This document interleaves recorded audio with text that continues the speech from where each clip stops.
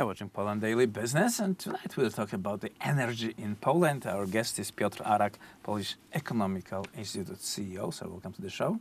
Hi. If you drive through Poland, and if you haven't done it for a couple of months or maybe 2 years, one will be surprised seeing the number of solar panels on roofs of practically everything, like not only the residential, but also the farm animals have their solar roofs, their whole fields are covered by solar panels. And obviously, this is due to the growing price of the ETS, emission cost of the CO2. Well, is this enough to produce energy for starving Poland, because the energy is really lacking here? Well, renewable sources, of course, are the future in terms of the energy mix in Poland. So I guess the solar panel revolution that we saw through the last 2 years, I guess the amount of energy produced from solar panels increased 80-fold in the last 2 years. So this is one of the highest increases in the EU. Thanks to the scheme that, you know, it's basically very easy to start these investments. You get co-financing from the state. It's basically people, those construction workers who do those installations go door to door and sell this because it costs almost nothing, and then you have the decreases in the cost of energy that you need to use. So this is for sure one of the elements of the future. Then there's the energy sources which are going to, you know, support the system. If you have solar energy on your individual level, you need mid-size gas energy plants, which we don't have. So in those rural places, for those people who don't use biomass, those who are going to use more electricity energy coming from the system, you need mid-size gas plants for smaller towns. It's something like a diesel generator powered by methane, or? Yeah, something like that. So they're not big. They could be used by the whole town, for example. It's not going to be something huge, and it's not going to cost too much in order to invest in order to drive coal out of the system. And those people who, you know, burn trash and stuff like that, which is pretty bad for the environment. So for them to use the energy coming from the system and not to be too costly for them. And this is the true change that's going to happen in the next couple of years. But for sure, the one of the biggest questions is what the costs are going to be. So how much money are we going to pay for the energy bills? The European Union proposes a new package of Fit for 55.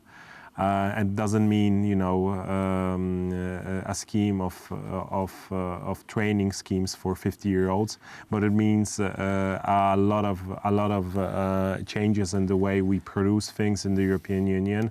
Additional costs for housing, additional costs for fuel and conventional sources of energy. Which could increase the costs of energy for the poorest households across the EU. It's not only the question about Poland, but it's also a question what's going to happen to French people, Portuguese, Spain, Greece, Portugal, Romania, Bulgaria, and so on and so on. And that's a very good question now, because we have this very expensive ideas of the European Commission motivated by the stopping of climate change. There's a question whether Europe can stop climate change by itself, because Europe's share in the global economy is declining. I believe now it's around 20% or maybe less. Yeah, it's less than 20% without the United Kingdom. The EU cannot. We are putting a yoke on ourselves that is completely useless, because others will not do that. Yeah, so one of the reasons for that is to, so the EU's argument is to put, set an example, yeah, to shining and shame everyone else. Not only shame, but also over-regulate everybody else who wants to do business with European Union. So, and they somehow managed to do that, but this package is for sure going to be discussed a lot in the European Parliament, in the capitals. So I heard a lot of politicians across the European Union being quite pessimistic about getting this deal accepted by the governments, because it's unrealistic. So most of the businesses see that it's going to increase the costs of production, it's going to increase the costs of housing, and then probably it's not going to have the same effects on the climate goals that are envisioned. And at the end, we're just going to have a degrowth policy. So having less and less growth in the European Union, and this means... Which sounds crazy. I'm sorry. Every economical theory that I happen to study is like strongly against, and directed from above. Degrowth policy is like waging a war against its own country. Well, what can I say? So climate policy now became the mainstream idea behind any policy across the European Commission. And what we can do is adjust its elements so it's not going to dampen the growth prospects of European countries.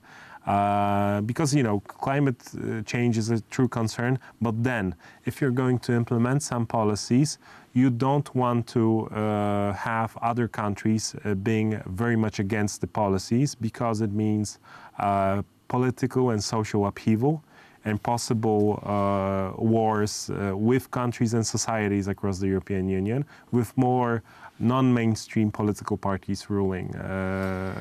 Countries like France, like Portugal, like Spain.